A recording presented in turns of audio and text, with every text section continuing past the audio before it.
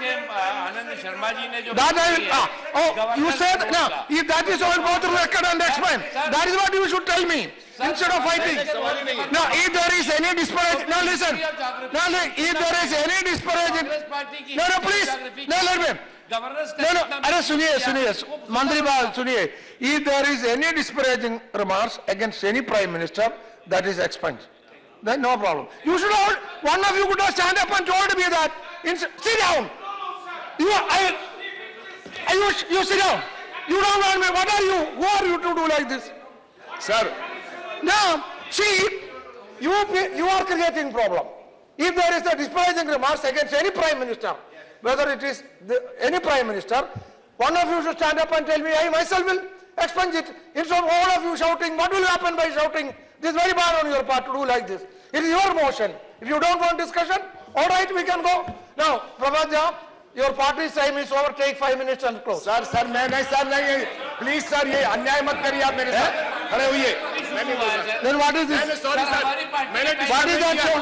बहुत चलेगा. लंबा चलने वाला है पार्टी का. No. What is on the board? 20 साल चलेगा हमारी party. No, you can. Okay. Your party will be forever. Don't worry. No. Let me. No. Minister. Oh no, sorry. It was minister's time is different. I will call him after. Pardon? Minister reply and Prabhat Jai also reply. Naresh ji. Prabhaja, please address the chair. Don't provoke me. Whatever you want to say, address the chair. Address करो sir वहाँ. No, don't look there. You look at me only. Okay. You look at me only. मैंने पहले कहा Even if you don't see my face, look at me. Sir मेरी बात सुनिए. मैं पहले कहा था कि ये सब्जेक्ट ऐसा है जिसमें कांग्रेस के लोग नाराज होंगे. मैं दूसरी बात कहना चाह रहा हूं. उत्तर प्रदेश में ढांचा गिरता है. गलत हुआ सही हुआ न्यायालय ने जो किया वो हमें नहीं पता. वो जाने वहां की सरकार भी गई. लेकिन इनकी सरकार जो कानून और संविधान की इज्जत करती है, उस समय के प्रधानमंत्री जी ने मध्य प्रदेश की सरकार क्यों गिरा दी, राजस्थान की सरकार क्यों गिरा दी. हम जानना चाहते हैं. बताइए क्या कारण था. क्या धारा 356 उस समय सही था? क्या मध्य प्रदेश में ढांचा गिरा था? क्या वहां पर राजस्थान में गिरा था? सवाल क्या हिमाचल में गिरा था? सवाल यह है कि उल्टे चोर कोतवाल को डांटे. ये किसको डांट रहे हैं आप? किससे कह रहे हैं? इतना ही नहीं है सर. फिर आपने अनपार्लियामेंट्री बात कर दी, असंसदीय भाषा का उपयोग किया. आनंद जी, दुर्भाग्य है. आनंद जी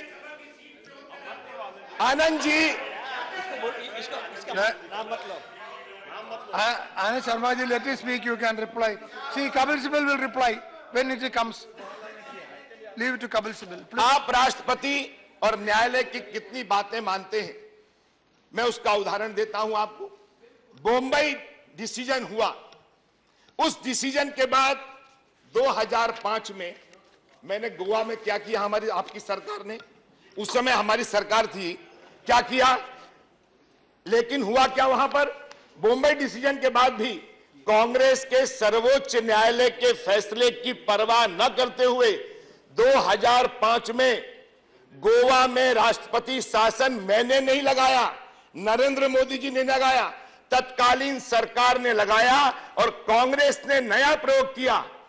कांग्रेस ने जब देखा कि विरोधी दल में विभाजन नहीं कराया जा सकता, तो अपने साथ जाने के लिए 2/3 विधायक चाहिए, जो कि गोवा के मामले में बड़ी संख्या है. तो कांग्रेस ने क्या किया? नई चाल चल दी. पैसे का लालच देकर विरोधी दलों के कुछ विधायकों के इस्तीफा दिलवाया. सदन में 4-5 विधायकों को कम करने के बाद संख्या 40 से घटकर कितनी हो गई थी? और उस 15-16 विधायकों के बूते उन्होंने सरकार वहां पर बनाई. क्या यह संविधान का उल्लंघन नहीं था? क्या यह धारा 356 का सदुपयोग था? मैं कितनी बातें गिनाऊं आपको. मैं ये कहना चाहता हूं. इतना ही नहीं, जरा भाजपा और केंद्र की एनडीए सरकार, अभी 2 सरकार की बात आई. अपना घर संभालिए. उस दिन राजनाथ सिंह जी ने उस सदन में कहा था, उपाध्यक्ष महोदय, कि अपने जहाज में नाव है, उसमें छेद है, पानी उसमें से निकल रहा है, आप अपने घर को.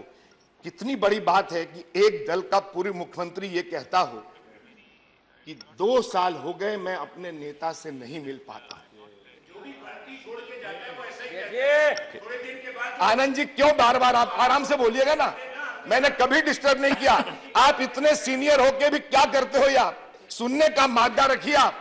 मैंने शिकायत नहीं की और उस नेता ने शिकायत की कि 2 साल हो गए सांकल खटखटाते हुए नेता से भेंट नहीं होती है। आपके लोग छोड़कर गए।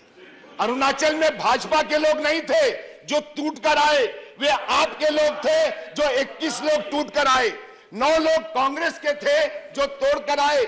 अपना घर संभालिए। और यही वजह है कि मैं फिर कहता हूं, तो फिर आप खड़े हो जाएंगे। आज तो जनता ने आपको 44 दे भी दिया है। अगर यही हालत रही तो 2019 में इकाई में आओगे 4 से ज्यादा नहीं आ पाओगे अगर ये हालत रही आपकी तो।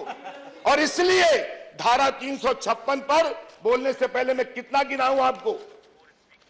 Jawaharlal ji Nehru, respected first prime minister of India, वहां से शुरू करूं क्या? धारा 370 आज भी नहीं चल रहा है क्या? वो आज तक वो हल हुआ? साहबानों का मामला न्यायालय के बाद किसने किया था? मैं जानना चाहता हूं किस संविधान की बात करते हो?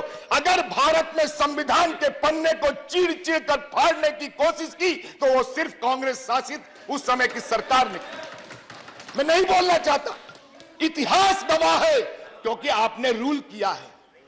एक गांव में एक व्यक्ति था, उसके हाथ में लाठी थी। उससे पूछा, एक minute,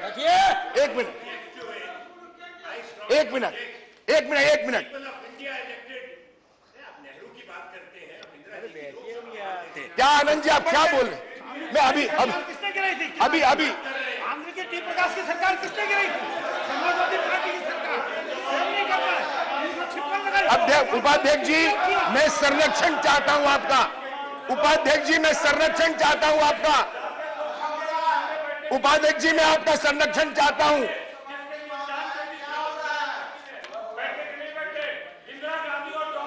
What are you? Why? When you are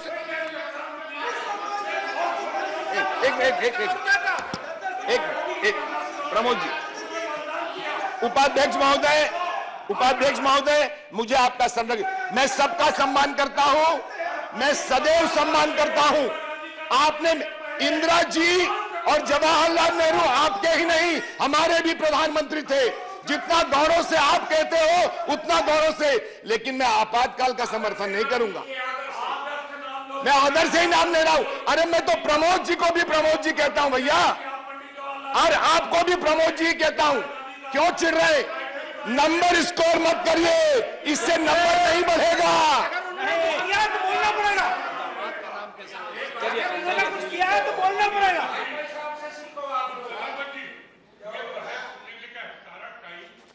से ऊपर टाइम हो गया है, अभी 2 पार्टी। नरेश जी आप तो सहयोग करिए। अगर ऐसे सदन चलेगा What do तो I do? हमारी भी आपत्ति है। अगर ऐसे सदन चलेगा What do I तो do? ये 2 पार्टियों का बहस नहीं No, है, listen. ये सभी पार्टियों की Yes. बहस है। ये तो ऐसे सदन I चला will रहे हैं जैसे 2 पार्टियों की बहस see. है। ये गलत है। I want ये to- ऐसे सदन नहीं, ये तो फेवर करने की बात है। Yes, Naresh Agarwal ji, you raised a relevant point. आपने जो बोला, अरे हम सीधे बात कर रहे हैं। I want to tell the Congress members, see, I will adjourn the house. No. उपाध्यक्ष महोदय, See, no.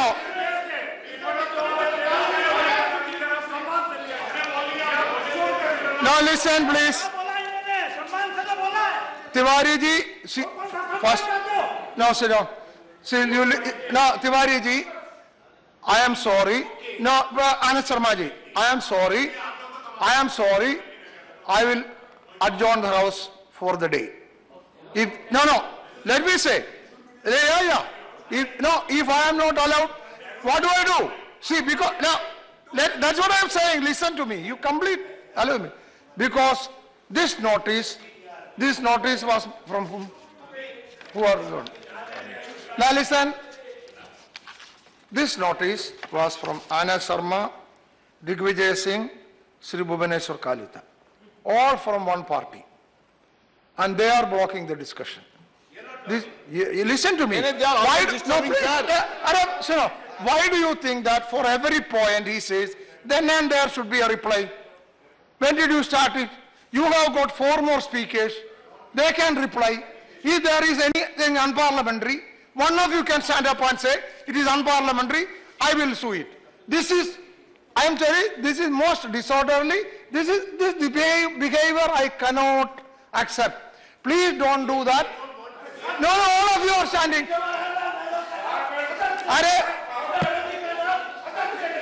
Mr. Ali Sharma, if you can't control them, you give me 250. You give me book. No, I will have to see. If Anand Sharma you cannot control them, I will apply 250Y. What is this? No, yes. If anything, no. If any disparaging remarks is against Pandit Jawaharlal Nehru, who was the most respected Prime Minister, one of you can stand up and say, instead of all of you shouting, how do you understand if all of you shout? No, I am going. Muhammad Ali Khan, this is my first warning. Many a time you go down like this. If you repeat it, I will take action against you. This is I am admonishing you. First time. Now, yes, I am not allowing you also. No, I am not allowing. Sit down. Yes, you know. उप सभापति महोदय, You finish your speech in 5 minutes. 5 more minutes for you. 5 more, Chuko. 5 more minutes finish. उप 5 more सभापति minutes. महोदय, Please. 71 सदस्यीय विधानसभा में उप सभापति महोदय अध्यक्ष को छोड़कर 67 सदस्य उपस्थित थे। कहां पर? उत्तराखंड, जिनमें से 35 सदस्य विनियोग विधेयक पर मत विभाजन चाहते थे, लेकिन विधानसभा अध्यक्ष ने अनुमति नहीं दी। बाद में न्यायालय का फैसला हुआ। जो न्यायालय का फैसला हुआ उसे हमने माना। अरुणाचल में भी 21 लोग चले गए। वो आप अच्छा होता, आप बहुत अच्छे थे, जो आपके पूर्व मुख्यमंत्री थे उन्हीं को मुख्यमंत्री रखते, फिर देखते क्या होता। सवाल क्या है, अपने राजनीतिक भूल को सुधारने के बजाय आप एनडीए सरकार और नरेंद्र मोदी जी पर आरोप लगा रहे हैं, यह उचित नहीं है। दूसरी बात, मैं आनंद जी के परिप्रेक्ष्य में एक बात और कांग्रेस के परिप्रेक्ष्य में एक कहानी सुना देता हूं। एक आदमी ने पूछा कि 2 दूनी क्या होता है, तो उसने कहा कि 5। तो उन्होंने कहा कि क्यों, गलत क्यों बोल रहे हो? उन्होंने कहा आपके हाथ में लाठी है ना, अगर 4 बोल दूंगा तो आप मारोगे, क्योंकि आप तो सुनना ही चाहते हो 2 दूनी 5। कांग्रेस वही सुनना चाहती है जो संस्कृति है आरती करने की, कि सदैव आरती करते रहो। आप आरती करोगे, हम तो भारत माता की आरती करेंगे, इसके सिवा किसी की आरती नहीं करेंगे। और इसीलिए मैं डंके की चोट निवेदन करता हूं। आप आइए बहस में, किस मुद्दे पर आना चाहते हैं आप? नहीं, फिर वही बात, आपातकाल की एक कहानी, संविधान के एक शब्द को आपने कुचला है, काला किया है, आपने लिखा नहीं। आप हमारी संपादकीय लिखी जाती थी तो जॉइंट डायरेक्टर के पास जाता था पहले, कि पहले वो देखेंगे कांग्रेस के व्यक्ति और उसके टिक लगाएंगे तब संपादकीय। ये आपातकाल का समय नहीं है। देश की जनता ने नरेंद्र मोदी को जनादेश दिया है, भाजपा को जनादेश दिया है। हम सिर उठाकर संविधान की रक्षा करेंगे, न्यायालय की रक्षा करेंगे, कार्यपालिका की रक्षा करेंगे, संसद की, संविधान की रक्षा करेंगे, लेकिन आपके धौंस के आगे न दबे हैं न दबेंगे। Thank you. श्री नीरज शेखर। इतनी देर के बाद मौका मिला है, ये सारा देश देख रहा होगा कि ये एक पक्ष और दूसरा प्रमुख विपक्षी दल है, क्या कर रहे हैं। मैं बोल लूं? नहीं तो मैं बोलूंगा फिर आपको तकलीफ होगी। मैं ये कहना चाहता था, मैं सोच रहा था कैसे शुरू करूं। मैं आभार व्यक्त करना चाहूंगा शर्मा जी का, वेंकैया जी का और प्रभात जी का। मैं एक छोटा सा राजनीतिक कार्यकर्ता हूं, और मेरे जैसे लोग जब राजनीति में आते हैं, नौजवान लोग और भी आ रहे हैं, वो मैं अपने को जमीन पे रखता हूं। मैं कहा हूं, मैं अपने व्यक्तिगत रूप में जहां हूं वही अपने आप को रखता हूं। मैं ये कहना चाहता हूं कि जब मेरे जैसे लोग यहां राजनीति में आते हैं तो वो सोचते हैं कि जो घटनाएं हुई हैं अभी अरुणाचल और उत्तराखंड में, और जो जुडिशरी बोल रही है हमारे बारे में, उससे मुझे बड़ा दुख होता है। जैसी टिप्पणियां हमारे बारे में हो रही हैं, हम लोग ने नहीं सीखा बोम्बैया जी का जो 1994 में आया था निर्णय, उसके बाद हम लोग ने कुछ सीखा नहीं। हम लोग उसके बाद गलती करते जाए। जो सत्ता पक्ष में रहता है 356 का दुरुपयोग करता है, यह सत्यता है। चाहे कांग्रेस हो चाहे भाजपा, अभी 2 साल में है, अभी तो 2 ही 3 हुआ, अभी तो 5 साल होने दीजिए, ये भी दिखा देंगे, ये भी 100 का आंकड़ा पार कर जाएंगे। मैं वही कह रहा हूं, माननीय अपने साथियों को, भाजपा के साथियों को मैं कहना चाहता हूं कि वो गलतियां मत दोहराइए जो कांग्रेस दोहरा चुकी है। और 415 से आज 44 पे आ गए हैं, आप 2 से आज 282 हैं। इसको और बढ़ाना के लिए काम करना पड़ेगा, लेकिन जिस तरह आप चल रहे हैं आप आगे बढ़ेंगे नहीं। जिस तरह आप चुनी हुई सरकारों को गिरा रहे हैं, जिस तरह आपने कहा था सबका साथ सबका विकास, आप साथ चलते सबके तो आपके और बड़प्पन आपका बढ़ता। लेकिन जब से आ रहा हूं मैं देखा, जब गवर्नर सारे चेंज हो गए, जो कांग्रेस करती थी वही आप कर रहे हैं। सारे गवर्नर एक एक करके आपने बदले। फिर आपका नजर आई कि राज्यों पे भी हम लोग का होना चाहिए। उत्तरांचल, हिमाचल, अरुणाचल, यहां जो घटनाएं हुई हैं, बार में असेंबली चल रही है, ये इससे हमारे देश की छवि कहां जा रही है, ये मेरे को समझ में नहीं आता। कि जो नौजवान साथी आना चाहता राजनीति में, आएगा कि नहीं आएगा, वो कभी आएगा कि नहीं आएगा इसमें। आप लोग सीनियर लोग हैं, मैं देख रहा हूं, आधे घंटे से देख रहा हूं, मैं दोनों लोग का सम्मान करता हूं, शर्मा जी का और प्रभात जी का। आप जैसे लड़ रहे हैं, हम लोग लड़ते हैं पीछे से खड़े होकर, तो लगता है भाई नौजवान है, बोल रहा है, जोर से बोल रहा है, बोलने दो। लेकिन आप लोग जब, जिससे हम लोग को सीखना है, तब मुझे दुख होता है। इमरजेंसी की बात प्रभात जी कर रहे हैं, मैं भी इमरजेंसी का पीड़ित हूं। मेरे पिताजी भी 19 महीने जेल में थे, लेकिन बार बार उसी को उखाड़ना मैं नहीं मानता। अब चली गई, पुरानी बात हो गई, नई बात हमको करनी है। इस देश को विकास पे लेके रास्ते पे ले जाना है, ये बात करनी चाहिए। तो हम लोग वही 300, मैं तो कह रहा हूं 356 खत्म हो जाना चाहिए। इस देश से गवर्नर खत्म हो जाने चाहिए, इसकी जरूरत है। गवर्नर की क्या जरूरत है? एक आलीशान बंगला उसको मिलता है, और जो सत्ता पक्ष का होता है उसके लिए वो प्रचारक के काम कर रहे हैं आजकल। असल में वो लोग प्रचारक हैं, आपको बुरा लगेगा लेकिन वो लोग प्रचारक हैं। हमारे राज्य में हर रोज हेलीकॉप्टर और प्लेन चाहिए उनको, हर रोज उनको। तो हर जगह आप राजभवन को ऐसा बना देंगे? मैं कह रहा हूं, अगर उनको इतना शौक है राजनीति का, लेकिन आपके यहां तो 75 साल की सीमा है, लेकिन उन्हीं को बना दीजिए। अभी आपको कैंडिडेट नहीं मिल रहा उत्तर प्रदेश से सीएम का कैंडिडेट, उन्हीं को कैंडिडेट बना दीजिए। मैं तो ये कह रहा हूं, आप अगर राजनीति करना चाहते हैं गवर्नर के थ्रू, तो आप ऐसे ही करिए। कहीं पे कोई गवर्नर खड़ा हो जाता है, गाय की बात करने लगता है, जो गाय को मारेगा उसको मारेंगे, उसको ठीक कर देंगे। गवर्नर का काम यह है, गवर्नर का काम है जो चुनी हुई सरकार उसको गिराए, उसकी गलत रिपोर्ट भेजे। हमेशा हमारे गवर्नर साहब आते हैं, प्रधानमंत्री और गृह मंत्री से मिलते हैं और प्रदेश के बारे में बुरा कहते हैं, और कोई काम नहीं है उनको। कोई अच्छा काम उनको उत्तर प्रदेश में नहीं दिखाई दे रहा है। वहां के नेताओं से उनका लड़ना का काम है। हमारे सीनियर नेता हैं आजम खान जी, रोज ना रोज कोई ना कोई टिप्पणी उनकी होती है। यह काम है गवर्नर का। जो मैं ये बात उत्तरांचल और अरुणाचल की बात मैं नहीं कहना चाहता, क्योंकि हमारे सीनियर शर्मा जी और हम जिनसे सबसे सीखते हैं सिब्बल जी बोलेंगे, जो उसमें संवैधानिक बात है। लेकिन मुझे दुख होता है जब सुप्रीम कोर्ट हम लोग कहता है कि ये इनकी बातें मत सुनो, ये क्या बोलते हैं, इसके मुझे दुख होता है। रोज अखबार पर समाचार पत्र जब खोलता हूं, सुप्रीम कोर्ट की कोई ना कोई टिप्पणी हमारे बारे में होती है। मुझे खराब, मैंने अखबार पढ़ना छोड़ दिया है। रोज कोई ना कोई कमेंट, कोई हमको कुछ बोल जाए और हम लोग कुछ बोल नहीं सकते। मुझे लगता है, पहले मुझे लगता था कि उनको आदत है, लेकिन अब लगता है हमारे में भी कमी है। मुझे अफसोस होता है इस बात से। कई सरकारिया कमीशन बना था कि गवर्नर का क्या रोल होना चाहिए, उसमें कई चीजें, मैं पूरा नहीं पढ़ूंगा। He should be an eminent in some walk of life. Eminent का मतलब नहीं है कि आपकी पार्टी का कोई नेता या मंत्री रहा हो, नहीं, मैं वो कह रहा हूं, ही should be a person from outside the state. ये मान लीजिए होता है, ये कुछ दिनों में हो सकता है इसका भी परिवर्तन हो जाए। He should be dedicated, detached figure and not intimately connected with the local politics of the state. ये सबसे महत्वपूर्ण है। ये सबसे महत्वपूर्ण पॉइंट जो सरकारी कमीशन में बताया गया कि उसको राजनीति से दूर रहना चाहिए। कहीं कमी है। आज गवर्नर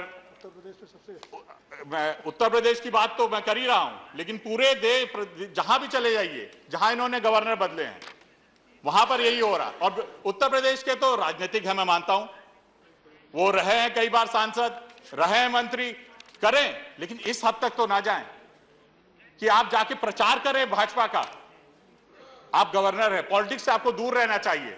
आप अपने राजभवन में लोगों को बुलाकर राजनीति की बात कर रहे हैं, हमारे मंत्रियों के बारे में टिप्पणी कर रहे हैं, कैसे कार्य कर रहा है वहां का सीएम, उसके बारे में, हमारे सीएम के बारे में टिप्पणी कर रहे हैं, जिनके बारे में कोई बुरा नहीं कहता है। ये हालत है। और गवर्नर साहब उसको टिप्पणी होती, ये सरकारी कमीशन में की रिकमेंडेशन मानी जाएंगी कि नहीं मानी जाएंगी, मैं ये चाहता हूं। गवर्नर आज क्या कार्य कर रहा है, मैं आज जवाब कौन देगा, मैं उनसे जानना चाहूंगा कि गवर्नर क्या काम करते हैं। मेरे तो आज तक नहीं समझ में आया कि इस देश में हर राज्य में एक गवर्नर होता है। एक हम लोग पहले था दिल्ली का सुनते थे, अब दिल्ली में अखबार खोलिए तो गवर्नर और चीफ मिनिस्टर की लड़ाई की खबर है। रोज यही हो रहा है। ये इससे दिल्ली हम लोग का राजधानी है, हम लोग को मान है, उसका सम्मान हम लोग को करना चाहिए, लेकिन रोज लड़ाई। ये इसलिए हम लोग को लेफ्टिनेंट गवर्नर बनाए गए हैं, इसलिए हमारे सीएम साहब भी, अब मैं टिप्पणी नहीं करना चाहता, लेकिन ये चीजें हैं जिस पे हम लोग को ध्यान देना पड़ेगा, सरकार को ध्यान देना पड़ेगा। अरुणाचल की घटना तो कमाली हुई, जो टिप्पणी की, पहली बार ऐसा हुआ इतिहास में कि एक सरकार थी वो हटी, उसको हटाया गया, एक नई सरकार बनी, और सुप्रीम कोर्ट ने यह किया कि उस सरकार को हटा के जो पिछली सरकार थी उसको रिइंस्टेट कर दिया। इसके लिए मैं कहूंगा अपने उधर के साथियों से कि आपको शर्मिंदा होना पड़ेगा, आपको इसके लिए माफी मांगनी पड़ेगी। और क्योंकि इससे आप पे बस असर नहीं पड़ रहा है, ये पूरी जमात जो है उस पर असर पड़ रहा है, जो हम लोग की छवि है वो खराब हो रही है। आज सबसे ज्यादा जरूरत, मैं हर बार ये बात कहता हूं कि बड़ा दिल करिए।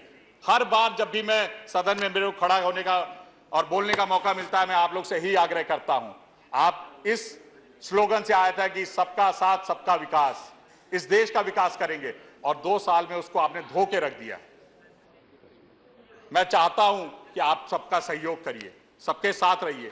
मैं ये नहीं कह रहा हूं कि विपक्ष को बढ़ाइए, अपना काम भी करिए, राजनीतिक लड़ाई है, हम लड़ेंगे, उत्तर प्रदेश में आने वाला, लड़िए, हमारे साथ आइए, लेकिन गवर्नर को इस्तेमाल करिए, पीछे से वार करिए, ये काम मत करिए। ये मैं आपसे आग्रह करूंगा। मैं बस यही चाहता हूं कि जो भी हो, आप गवर्नर की छवि को स्वच्छ रखें, वो जो काम उसको निर्धारित किया गया है वो काम करें। उत्तराखंड में हम लोग को सौभाग्य था कि हरीश रावत जी के साथ लोकसभा में काम करने का मौका मिला। मैं जानता हूं उनको, व्यक्तिगत रूप से जानता हूं। ये एक व्यक्ति जो काम कर रहा है, मैं कांग्रेस का कभी पक्षधर नहीं था, लेकिन कुछ लोग व्यक्ति अच्छे काम करते हैं, मैं ये मानता हूं। क्योंकि हमारे पिताजी जरूर हो सकता है कांग्रेस में, मैं शुरू से समाजवादी हूं और समाजवादी पार्टी में रहा हूं और समाजवादी नीतियों में अपना विश्वास रखता हूं। हम लोग ने के नेता, ये हम अपने पिता से और अपने नेता से ही सीखा है कि सबका सम्मान। जी, वो समाजवादी थे। मैं ये कह रहा हूं कि मैं ये चाहता हूं कि एक दूसरे का सम्मान करें। हमको उन्होंने हमेशा सिखाया कि लड़ाई करो, राजनीतिक सिद्धांतों पर लड़ाई करो, व्यक्तिगत लड़ाई नहीं होनी चाहिए। आज क्या हो रहा है, खुलेआम यूपी में जो हो रहा है, मुझे शर्म आती, बार बार मैं कह रहा हूं, मुझे हमारे मंत्री, सीनियर मंत्री के किस तरह बात की जाती है, किस तरह उनको कहा जाता है, हमारे मुख्यमंत्री से कह रहे कि इस्तीफा दिलाइए, इनके बारे में जो इन्होंने बोला ये हमारे को भेजिए। ये ऐसे चलेगा? मैं तो आग्रह करूंगा ऐसे गवर्नर को बुला के कोई सभ्य व्यक्ति को भेजिए, जो वहां काम करे, जो उसका काम है वहां पे वो काम करे। उत्तरांचल में इस तरह की कार्यों से सारे लोगों का नाम खराब होता है। मैं ये आग्रह करना चाहता था। मैं ये नहीं करने, ये 356 के बारे में कितनी बार बात करी गई, कितने बार उस पे सरकारें गिराई गई। ये साथी ये दोषी हैं, इसलिए लोग कभी नहीं बोल पाएंगे। प्रभात जी ने सही कहा, इमरजेंसी में लोग कभी नहीं बोल पाएंगे, जबरदस्ती बोल के खड़े हो रहे थे। इमरजेंसी, इन्होंने गलती की है, इनको स्वीकार कर लेना चाहिए। गलती मानने में कौन सी कमी है? गलती मानने में क्या बात है? जब आप अपनी माफी मांगे, पूरा ये देश बड़े महान लोगों का है, सब लोग, देश की जनता आपको माफ करेगी, वो बात खत्म हो गई। लेकिन आप लोग हर बार खड़े हो जाते हैं, कोई उधर से इमरजेंसी बोलता है आप लोग खड़े हो जाते हैं।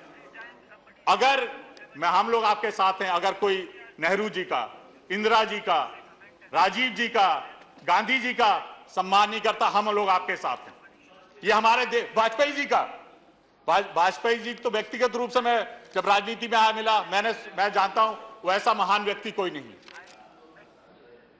ऐसी आज की राजनीति में। सर तो कुछ मिलेगा सर, मुझे भी समाजवादी पार्टी टाइम के लिए लड़ती रही है। Nobody has taken us. तो मैं बस अपनी बात खत्म कर दूंगा। हम लोग अनुशासित हैं। I can give, listen. Naresh ji, listen. I can give him more time, but they have not taken more time. That is, they have 33 minutes and they have taken only 16 or 17 minutes.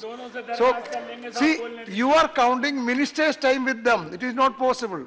Minister can intervene, Okay, sir, that is separate. I will finish. You take. I will conclude. Yeah, मैं कह रहा हूं कि हमारे और सम्मानित लोग हैं। You can. हम लोगों को, हमने पिताजी से ही सीखा, कि अगर देश को धरातल में ले जाना है तो उनके जो सम्मानित लोग थे, जो महापुरुष थे, उनके बारे में उल्टा बोलो, उनके बारे में खराब बोलो।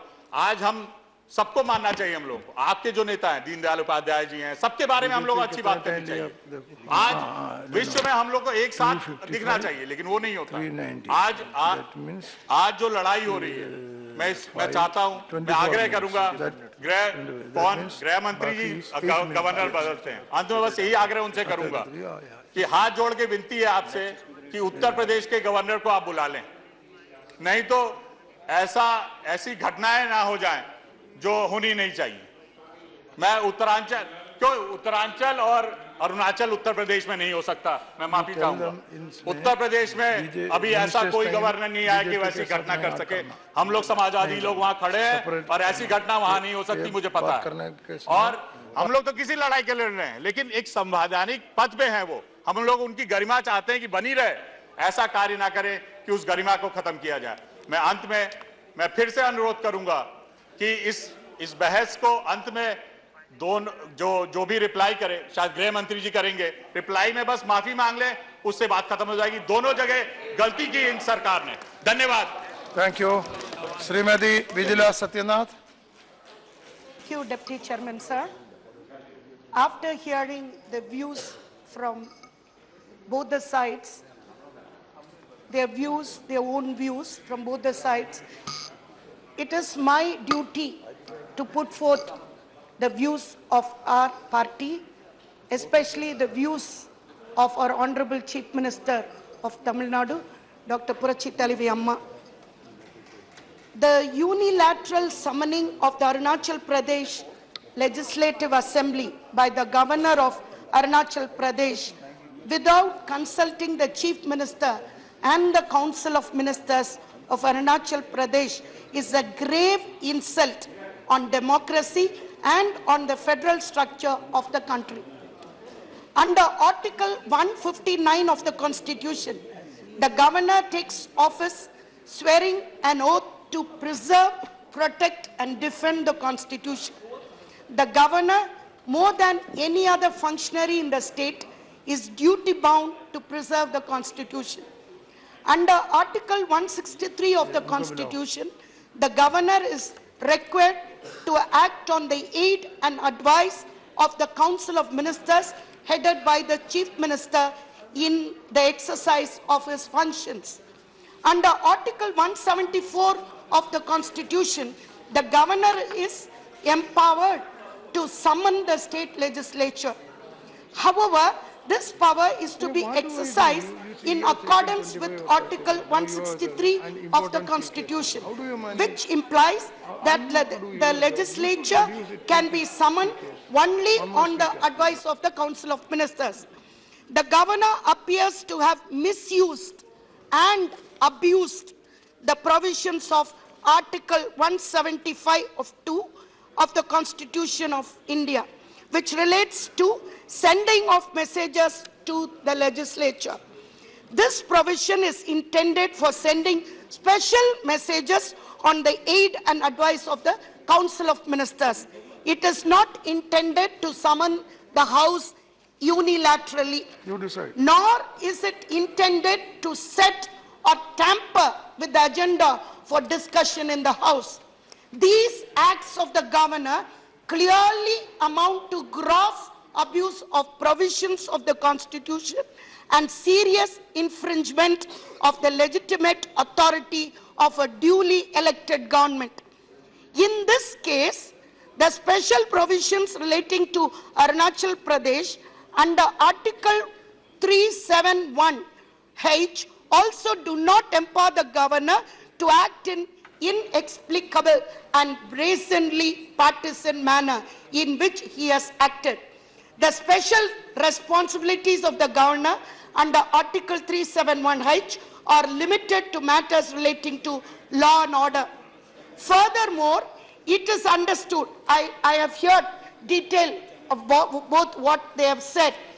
The governor not only issued a message for summoning the assembly, but also issued the agenda of the business to be transacted by selectively taken up pending business of removal of the speaker to be chaired by the deputy speaker and everything. We all hear that, so I need not repeat again.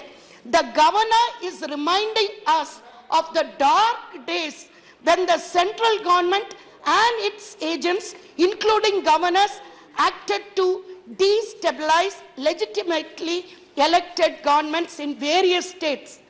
After the enactment of the Anti-Defection Act and judgment of the Honorable Supreme Court in the S.R. Bommai case, which was referred by our Honorable Minister, state governments could breathe easy without having to fear of their survival due to the acts of the central agencies and partisan governors. This action of Arunachal Pradesh governor does not bode well for harmonious relations between the center and the states.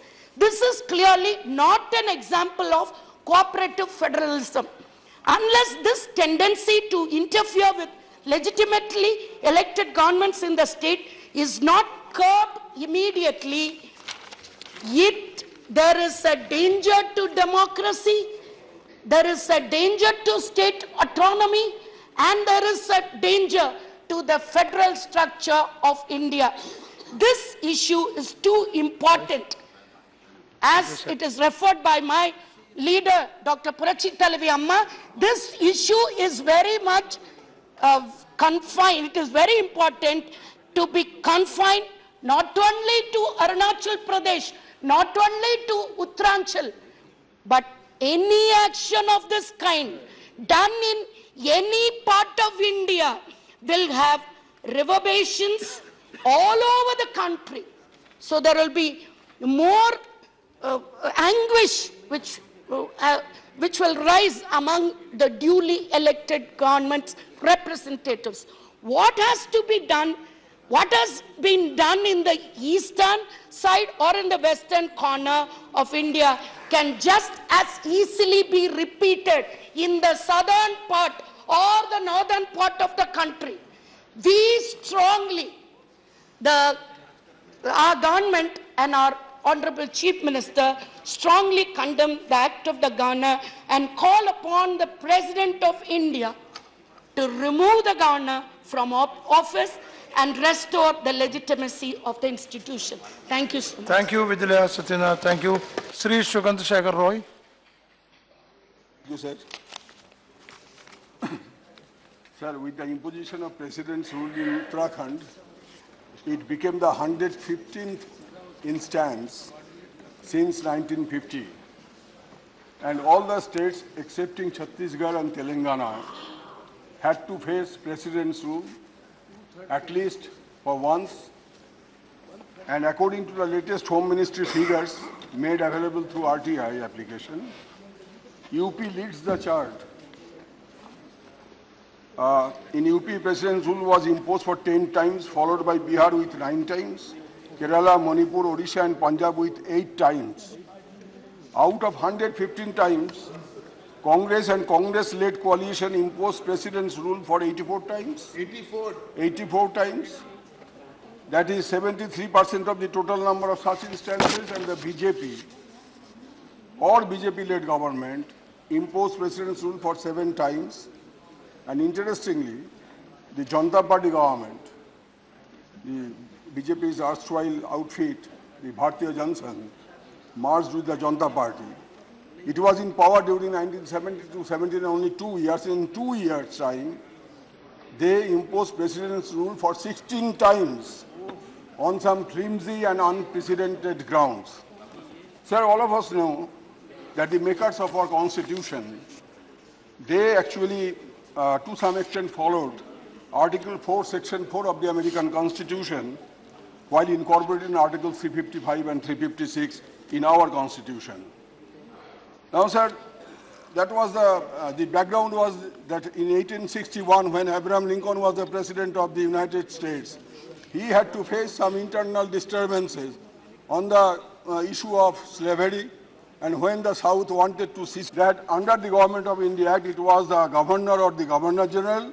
Now the powers are vested with the President of India. Sir, now the Chairman of the Draft Committee of our Constitution, Dr. B.R. Ambedkar, what he said, only 2 lines I want to quote, because there is paucity of time, I know. Because the way we are discussing today, much more learned people, compared to them, we are pygmies. They also, they express their concern over the inclusion or incorporation of Article 355 and 356.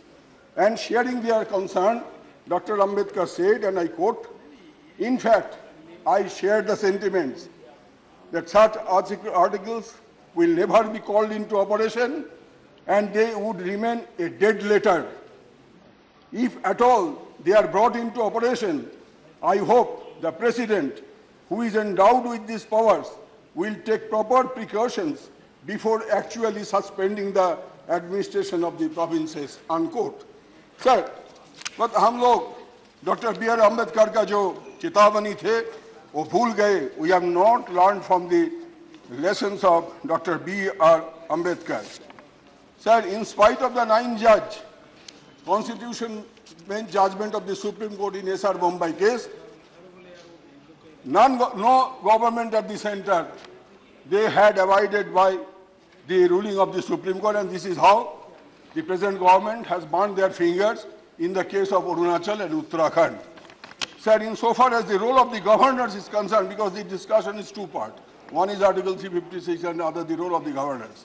So far the role of the governors is concerned, it seems that some of them act as agents or agent provocators of the ruling party at the center against some states. Sir, recent happenings in Arunachal and Uttarakhand have proved this once again. Sir, now, एक राज्यपाल, महामहिम राज्यपाल, जबकि वो कोई राज्य में मुख्यमंत्री थे और एक धर्मीय ढांचा को गिराया गया, वो अभी दूसरे कहीं गवर्नर हैं, उन्होंने हमारे नेशनल एंथम के खिलाफ पब्लिकली बोल दिया. Disgraceful remarks he made against our national anthem in a public function. I made a petition to the Honorable President. I preferred substantial motion here in this House. Twice it was listed as no day yet motion in 2 sessions in quick succession, in the budget session and the winter session last. But the government ran away from the discussion. That motion was never taken up because I wanted to tell this august House that how a governor who has taken an oath under the Constitution can question our national anthem. They have gone to that extent also. How these people are appointed by my party. This is why my party said, All India Trinamool Congress demands that Article 157 of the Constitution, which deals with the appointment of the governor, must be reviewed and more specific and broad criteria and/or eligibility and/or qualification must be provided in the matter of appointment of governors if we at all want that this institution should continue. Sir, to conclude, I would like to refer with your permission only one short point from a consultation paper on Article 356 of the Constitution by an advisory panel of National Commission to review the working of the Constitution. So it is a government document. And from the government document, I want to refer only one point, last point, and I will conclude. Quote, we therefore think it advisable to suggest that Article 356 be amended to provide for the following. There are so many suggestions. I am raising only one suggestion here now. Quote, whether the ministry in a state has lost the confidence of the Legislative Assembly or not should be decided only on the floor of the Assembly and nowhere else. If necessary, the central government should take necessary steps to enable the Legislative Assembly to meet and freely transact its business. The governors should not be allowed to dismiss the ministry so long as it enjoys the confidence of the House. Only where a chief minister of the ministry refuses to resign after his ministry is defeated on a motion of no confidence should the governor dismiss the state government, unquote. Therefore, even the ruling party at the center, they did not have any uncanny respect for the provisions of the Constitution or the spirit of the Constitution or what the constitutional makers, particularly B.R. Ambedkar, while drafting the Constitution, had given a warning that he should be treated as a dead letter. That dead letter is being alive for 115 times since 1950, and if we do not put a stop, it will continue for indefinite period. A time has come that this August House must decide on this issue whether ये तू मैं करने से कुछ होने वाला नहीं है. कभी इधर खुशी कभी उधर गम, कभी इधर खुशी उधर गम, ये सिलसिला नहीं चलना चाहिए. इस पे थोड़ा स्टॉपेज एंड आना चाहिए. इसलिए मैं आपसे निवेदन करता हूं हमारे सभी ऑनरेबल मेंबर से इस गंभीर विषय को और भी चर्चा करें, विस्तार से चर्चा करें और इसको रिव्यू किया जाए whether Article 356 will be there or not, and whether the governors, who are essentially the agents and agent provocators of the ruling party of the center, should be appointed in the states to curb the democratically elected government's activities. It must come to an end. This is my humble submission to this August House on behalf of All India Trinamool Congress. Thank you, sir.